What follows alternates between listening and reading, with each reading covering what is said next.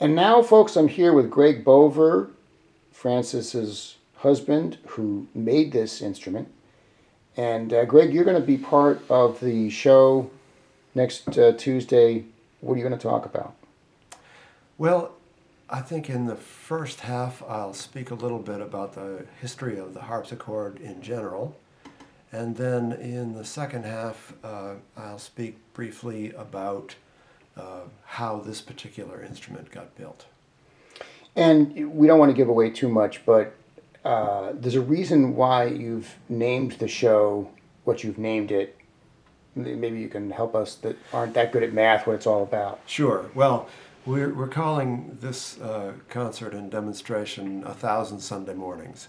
And that's because about 25 years ago, I started working on this part-time, a little bit every Sunday morning, most every week, except when I was sailing or doing something else fun, or working on the house or raising our son or whatever I was doing. Anyway, a little bit at a time, so 3 or 4 hours at a time, and it took over 20 years, and if that's 50 weeks in a year, that's 1,000 Sunday mornings. 1,000 Sunday mornings.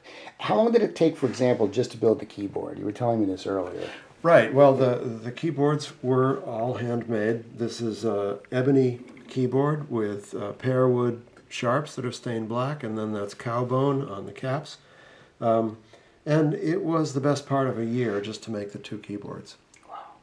And these two keyboards have different uses, and they make different sounds by plucking the strings along this line right here, correct? Right. We've taken what's called the jack rail off the harpsichord. That's the upper limit of the pieces of wood that hold the plectra, which are the picks that pluck the strings. The harpsichord plucks the strings rather than hitting them with hammers like a piano. Mm-hmm. And the keyboards play different registers. There are 3 sets of strings.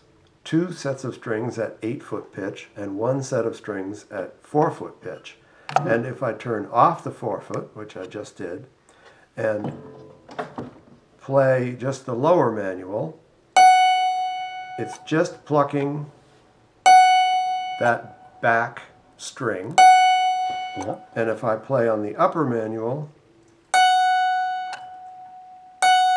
it's only moving this jack and it's plucking the string closer to the bridge.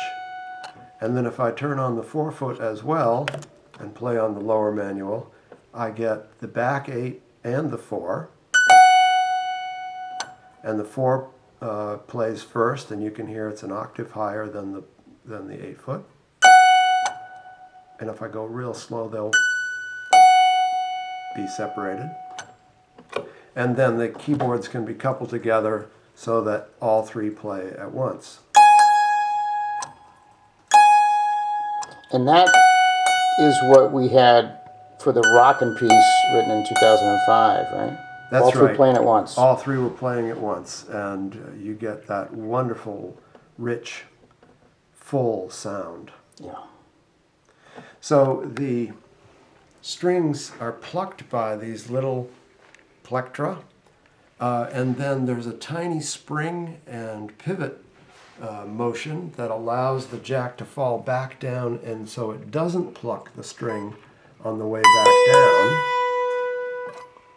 And then that red piece of felt damps the string. Do that again. And when they go Yeah, down, you saw it go backwards, but it didn't pluck. they don't pluck on the way back down. They just kind of slide out of the way, if they're made correctly. And then that red piece of felt damps the string. So once you release the key, the note stops. And while you hold it down, it sustains. Well, it sustains for a while, and what you hear is the soundboard being excited by the vibration of the strings. This soundboard is made of spruce, and in its thickest place, it's just 1/8 of an inch thick, a little over 3 millimeters. And at its thinnest? It's just over 1/16 of an inch thick. And it's, So like a potato chip, maybe? Yeah. And which side is the thickest and the thinnest? It's thicker in the bass than it is in the treble. It's a little thicker under the bridges than it is at the edges. Can we hear a bass note? Sure. Listen to that. Wow. What's that going to sound like at Shaylin Liu? Oh, it'll sound wonderful. The acoustics in that building are really fantastic, and I'm really looking forward to hearing the instrument in that hall. It's a warm, inviting sound. I think it's just going to be a great place for a harpsichord concert. And you would know, since working at CB Fisk and tuning organs for various places, you know good acoustics from bad acoustics. So I'd say that's a pretty good recommendation, folks. Well, I've had some experience with acoustics. I'll admit to that. All right. Well, thank you, Greg.